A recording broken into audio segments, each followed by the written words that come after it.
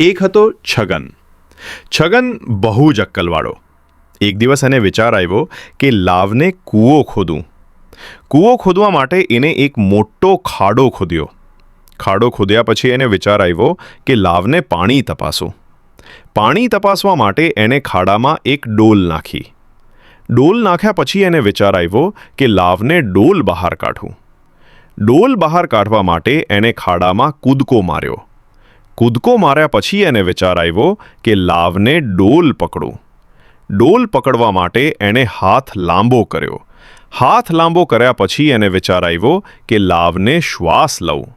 શ્વાસ લેવા માટે એણે મોઢું ખોલ્યું. મોઢું ખોલ્યા પછી એને વિચાર આવ્યો કે લાવને આંખો બંધ કરું. આંખો બંધ કર્યા પછી એને વિચાર આવ્યો કે લાવને ભગવાનનું નામ લઉં. ભગવાનનું નામ લીધા પછી એને વિચાર આવ્યો કે લાવને મરી જાઓ. હાથ લાંબો કર્યા પછી એને વિચાર આવ્યો કે લાવને શ્વાસ લઉં. શ્વાસ લેવા માટે એણે મોઢું ખોલ્યું. મોઢું ખોલ્યા પછી એને વિચાર આવ્યો કે લાવને આંખો બંધ કરો.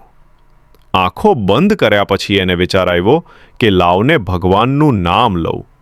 ભગવાનનું નામ લીધા પછી એને વિચાર આવ્યો કે લાવને મરી જાઓ.